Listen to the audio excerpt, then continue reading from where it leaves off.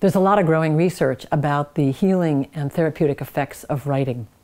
Writing honestly about trauma and difficulties and upset for 15 to 20 minutes 3 times a week for up to 6 weeks has actually been shown to improve people's immune system functioning. Interestingly enough, I know a number of people who have found writing about their life without knowing anything about the research has made them feel as good or better than any of the other complementary therapies they've received.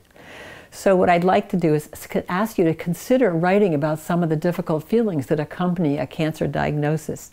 When we ignore or inhibit strong feelings, there's a lot of energy that's used to suppress those. And what we want is for that energy to go towards our immune system and helping us heal. And a body that's more relaxed and less stressed heals a little bit more efficiently. So not using the energy to hold down those feelings, but using a journal and writing to let them out. So before you start, consider finding a journal that has appealed to you, finding a writing instrument that feels good, and so that when you go to write, you feel like you're doing something that's going to offer you some pleasure. So some of the topics that you might choose to write about.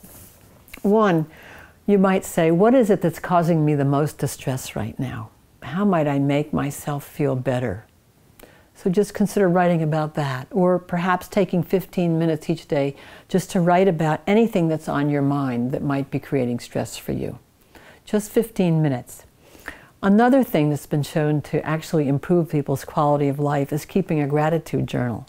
By writing down 3 things at the end of the day that have gone right that day, can actually, knowing you're going to do that, can actually help you start to look for what might be right the next day, shifting your attention a little bit away from the cancer, which can be so consuming.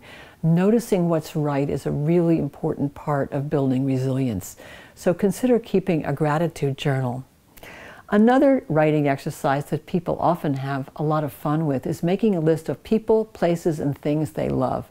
Just brainstorming that, and then choosing one of those to write about in detail. Because as you remember it and you write about it in full detail, it comes alive and it's as if you're re-experiencing that event.